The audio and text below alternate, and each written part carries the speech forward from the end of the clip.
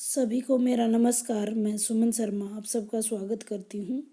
भारत भूषण अग्रवाल, उनसे उनका जीवन परिचय, उनसे संबंधित प्रश्न जो कि बीए सेकेंड ईयर तृतीय सेमेस्टर में लगी हुई पाठ्यक्रम में जो भी कविताएं हैं उनके बारे में सारांश रूप में लेकर के इस वीडियो में उम्मीद करती हूँ जानकारी आपको अच्छी लगेगी।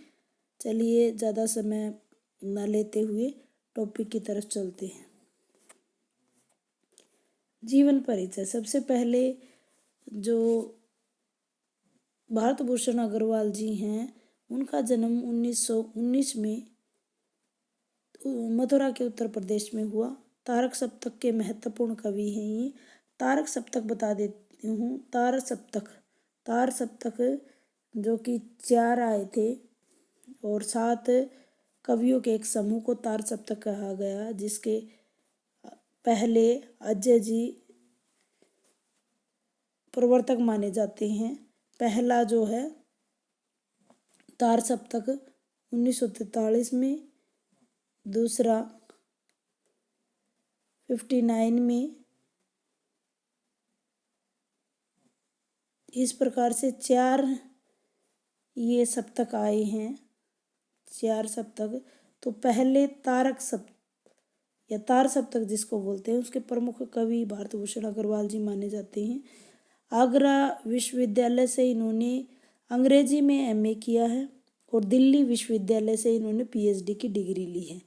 समाज सेवक पत्र का नाम है समाचार पत्र का, और कोलकाता से वो प्रकाशित होता है, उसका संपादन इन्होंने किया है। 1942 से लेकर के 1947 तक ये हाथरस के एक मिल में अधिकारी के रूप में इन्होंने कार्य किया। इसके बाद इलाहाबाद से ही अजय द्वारा जो संपादित त्रैमासिक पत्रिका है प्रतीक, उनके संपादन मंडल से ये जुड़े रहे। आकाशवाणी में भी इन्होंने कुछ समय तक कार्य किया है। 1960 से लेकर के 1974 तक इन्होंने साहित्य अकादमी में सहायक सचिव के रूप में कार्य किया है और जो इनका देहावसान है वो 1975 में हुआ है। अब महत्वपूर्ण इनकी रचनाओं के बारे में बात कर लेते हैं। इन्होंने गद्य और पद्य दोनों ही विधाओं में अपनी लेखनी चलाई है। काव्य जो संग्रह हैं छवि के बंधन, जागते रहो, तार सप्तक, मुक्ति मार्ग, ओ अप्रस्तुत मन, कागज के फूल, अनुपस्थित लोग। इसके अलावा बाल साहित्य किसने फूल खिलाए, मेरे खिलौने, नाटक हैं पलायन, सेतु बंधन, खाई बढ़ती गई, अग्निलीक और युग युग युग या 5 मिनट।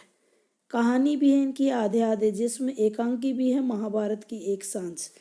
अब आइए पुरस्कारों की बात कर लेते हैं। तो पुरस्कारों में इन्होंने साहित्य अकादमी पुरस्कार मिला है उतना वह सूरज पर, और हिंदी उपन्यासों पर पाश्चात्य प्रभाव पर शोध करके इन्होंने डॉक्टरेट की उपाधि हासिल की है। साहित्यिक विशेषताओं की बात करें तो इनकी ये प्रथम तारक सप्तक के महत्वपूर्ण कवि रहे हैं। प्रयोगवाद की समस्त विशेषताएं इनके अंदर मौजूद रही हैं। इनकी जो काव्य संग्रह रहे हैं वो कवि जीवन के विकास में विभिन्न मोड़ों के सूचक हैं। छवि के बंधन में सौंदर्य, प्रेम और विरह की बात की गई है। उस समय के युग में जो निराशा और पीड़ा थी उसकी अभिव्यक्ति भी हुई है। मनुष्य की दुर्बलता और क्षुद्रता पर भी तीखे व्यंग्य उन्होंने किए हैं। जागते रहो में उनकी व्यक्तिगत चेतना की संकुचित सीमाओं को लांघकर व्यापक धरातल पर उन्होंने टिकने का प्रयास किया। निराशावादी यह समय था तो निराशा और पीड़ा की अभिव्यक्ति भी अतिशय रूप में हमें देखने को मिलती है। मंसूरी की प्रति कविता के अंदर मनुष्य की दुर्बलता उन्होंने अपने अनुभूति पक्ष के अंतर्गत आम आदमी की दुर्बलता और क्षुद्रता जो इनकी कविताओं में हमें नजर आई है, जिसके फलीभूत होकर वो भाग्य का गुलाम बन जाता है। हास्य व्यंग्य भी इनकी अच्छी विधा रही है। अच्छा काम इन्होंने हास्य व्यंग्य पर किया है। मनुष्य और मनुष्य के भेद की स्थिति पर करारे व्यंग्य इन्होंने किए हैं। मंसूरी के प्रति इनकी कविता इसका बहुत अच्छा उदाहरण माना जाता है।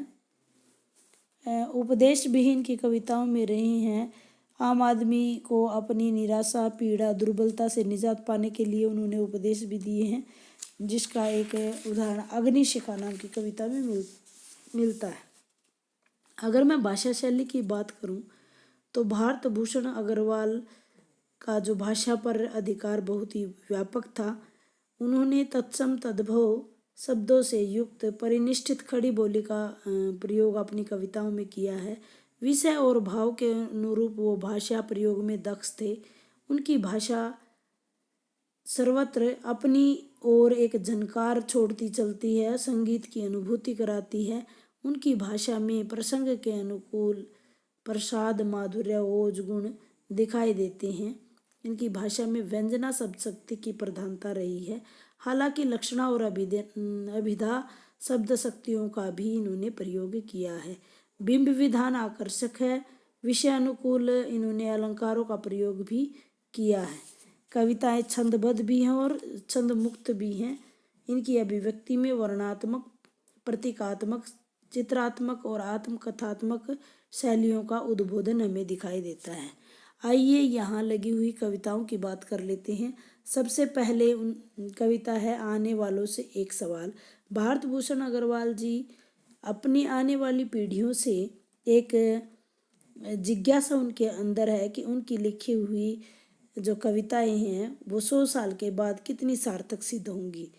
उन कविता में उन्होंने अपनी ईमानदारी और सघनता के साथ वो विद्यमान रहे हैं। कवि विश्व में निरंतर बढ़ रहे हिंसा के उन्माद और सांप्रदायिकता को लेकर चिंतित हैं। उन्होंने हिटलर और गांधी का उदाहरण दिया है। हिटलर की हिंसा और गांधी की अहिंसा, और इसके साथ साथ अमेरिका और सोवियत संघ, भारत और पाकिस्तान की कलात्मक रूप से उन्होंने अपने सवालों को, अपने मन की जिज्ञासाओं को पाठकों के सामने रखा है। और 100 साल के बाद जब सत्ता और युद्ध के उन्माद या सांप्रदायिक स्थितियों के बीच उनकी कविताएं कितनी प्रासंगिक होंगी, भविष्य में वो कितनी उपयोगी होंगी और पाठकों को के जीवन में वो कितना अधिक महत्व मिल पाएगा, यह जानने की उनकी इच्छा है।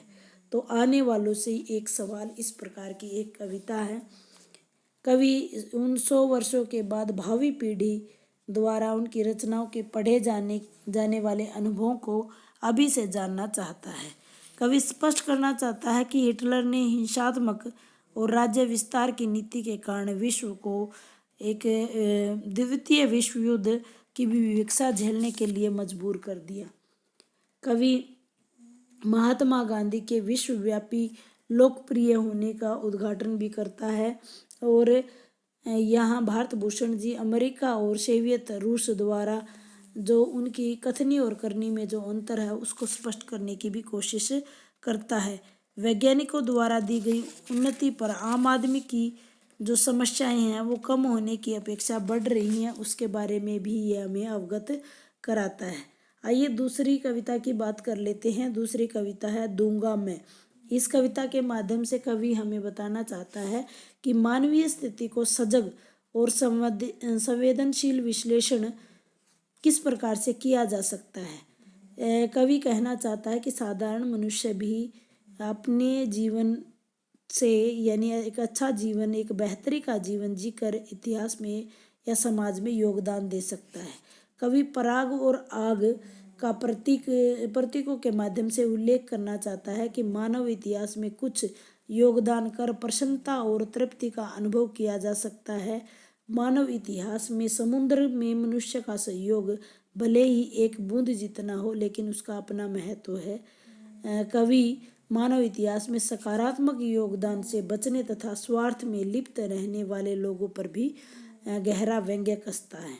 इस कविता के माध्यम से वह अकिंचन से अकिंचन, यानी गरीब से गरीब व्यक्ति का भी मानव जीवन की बेहतरी के लिए अपना योगदान, यानी समाज में उसका अपना योगदान है। कवि स्वयं को एक अत्यंत साधारण व्यक्ति के रूप में प्रस्तुत करता है और साधारण रहकर भी वह समाज के लिए, इतिहास के लिए कुछ कर सकता है। साधारण मनुष्य मानव जीवन की बेहतरी के लिए बहुत सकारात्मक योगदान दे सकता है और साधारण से साधारण मनुष्य अपने इतिहास बदल देने की योग्यता को रखता है। ये दूंगा में कवि ये संदेश देना चाहता है। आइए तीसरी कविता की बात कर लेते हैं, फूल के बोल। इस कविता के माध्यम से कवि ने मनुष्य को एक फूल की भांति रहने का संदेश दिया है। कवि वसंत ऋतु की प्रशंसा भी करता है।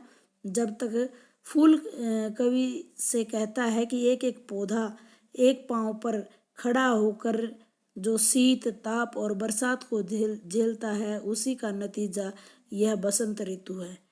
फूल के माध्यम से कवि पुष्पित पौधों के भीतर बसे आत्मविश्वास और साहस के महत्व को उजागर करता है।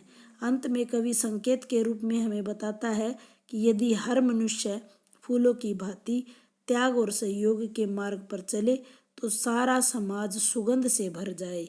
कवि कविता को मानो इस प्रकार से हमारे सामने प्रस्तुत कर रहा हो कि हम मंत्र मुग्ध हुए बिना नहीं रह पाए।